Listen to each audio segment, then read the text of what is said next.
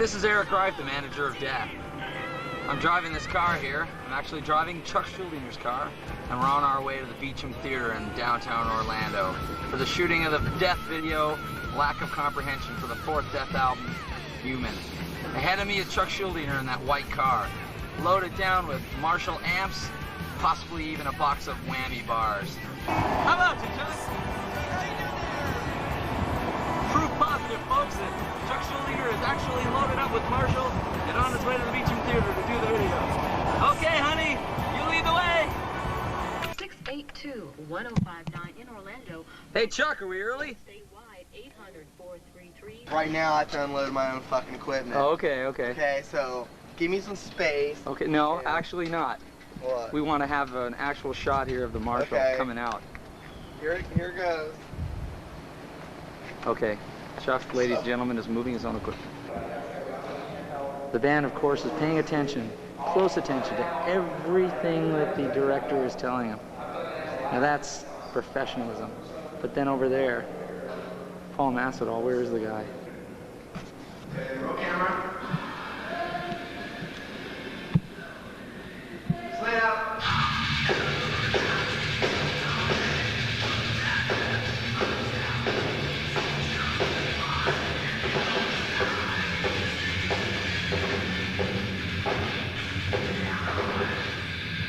Now this is totally God. Paul Masvidal being subjected to all this torture. Here I am, all alone, in the lobby of the Beecham Theater. They're doing some more filming in there, but I'm kind of hungry. So screw these guys. I'm leaving and getting some food.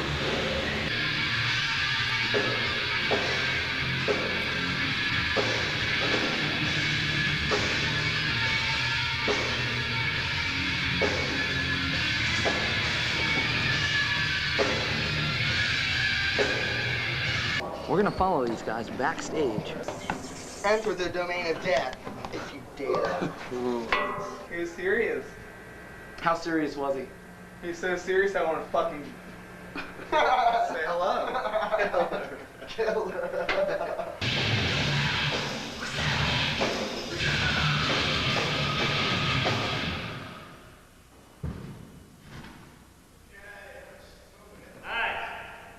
Is that it?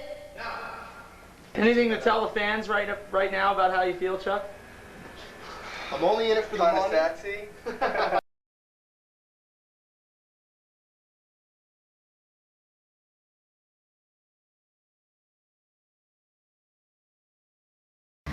Eric Greif, manager extraordinaire, wonderfully good-looking guy.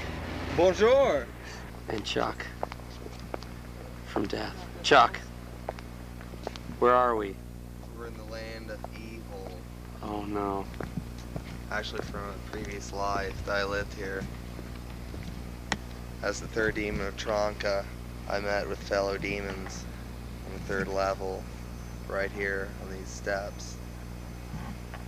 By the gargoyles of doom. Exactly. Any last words as we leave this place of evil? I'm stoned. Black leather. She wears black leather. She has a feather in her cap. Hey Chuck, let's see your nose. Here is the famous nose that has Oh, been my Lord. mistaken for mountains. Well, we're still in Paris. We haven't left yet. Real French pastries, authentic French pastries. Here in France, today. Chuck Schuldiner from Death loading his own bags once more. Woo! Hey. Hey, Chuck. There's about 500 people waiting to interview you downstairs. I'm doing a... Tell them to wait, I'm doing an interview. Okay, CBS News is here, Chuck. You gonna tell them to wait? Dane Rather or whatever his name is? No, Walter Cronkite. He's back from Walter, I'll be retirement. down there in a few, we'll have some tea, okay? Okay. Later. We gotta hurry. Okay, later. Let's see those nostril hairs. Come on. Okay, I'm sorry. It's been a brutal day of interviews here in Berlin. There are about 20 people waiting to interview him downstairs. Help me. Someone Someone help me now. Here in Berlin, and this is Matthias, who writes the Lexicon of Heavy Metal book. That's right. We're in London, on famous Carnaby Hello. Street. We just had, what do we have? We just had shepherd's pie. And it was groovy. Did you like it? Yeah. It's really exciting. I'm kind of nervous. There's the My red hands are light. sweaty. Look at this. Your lips are sweaty. Let's get in that nose. Here we're entering the heavy metal studio. It's rather strange. It's rather bizarre. Will this come to life and attack me at any moment? It hasn't done so yet. Okay. There could be a The first. spirit of Glenn might. Do you want me to connect up the smoke machine for when we You never do the know. show, so it's all... Anything to say to the fans of Europe? I love you all.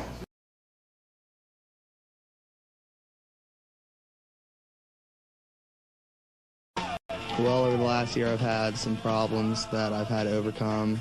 I like to look at them as obstacles, and I feel it's good to learn from your mistakes, perhaps, if you want to call them that, or problems. And I think a lot of the personal emotion came into the music this time around more than ever. I felt I was going against a lot of odds due to the fact that there was very negative press and a lot of people literally trying to drag my name as a person and as a band through the mud. And I feel like I'm back on top of things, and I feel I've bettered myself through what I had to do. And I feel the album definitely conveys a certain message. I'd like to think that this is a whole new start for Death with a new record and hopefully a new outlet people have on me and the band in general. And, you know, I'm happy that we finally have a video. I think videos are important for people to see the visual aspect of a person rather than just hearing it on an album.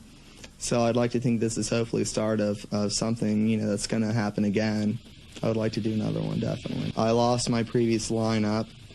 I went directly to friends who I've known for years, being Paul Masvidal and a guy named Sean Reinert from a band called Cynic out of Florida. And I also made a phone call to another friend of mine out in California from a band called Sadus, a friend of mine, Steve. And it was just the logical choice. You know, these were people I trusted and that didn't lose faith in me as a person. You know, they didn't judge me while it seemed like the rest of the world was.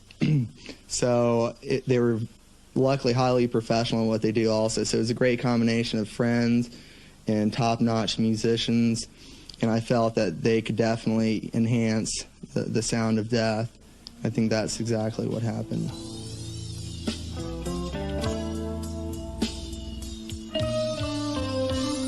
I consider the name to definitely be just a name.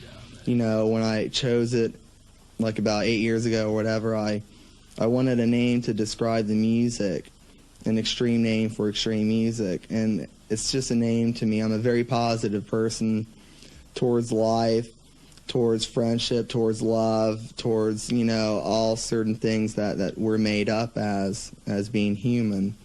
So definitely, it's a drastic name, and definitely I think people look at you a certain way, you know, and it's something I guess I just have to tell people about, you know, so they realize that I'm not satanic because I'm in a band called Death, and I'm not a violent person or anything. You know, I'm just a person who has a name of a band, and I'm trying to just make everything fit together. You know, it wouldn't work having a band called Pink Flowers, you know. It just definitely would contradict what the sound we're creating is.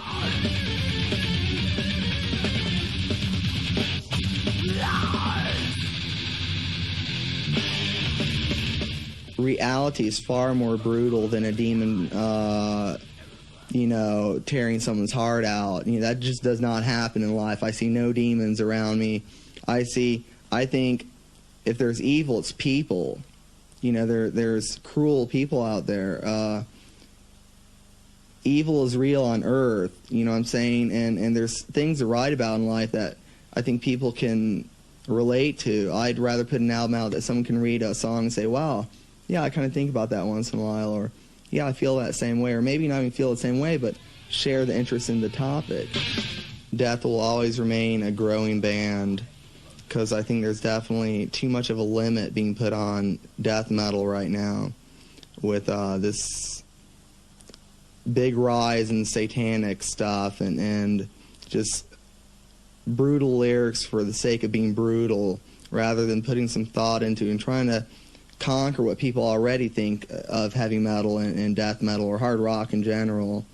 So I feel like I won't put a limit on this, and I want to keep continuing to grow as a musician and as a person in life, and to try to put into the music what I learned, so to speak. The battle myself with the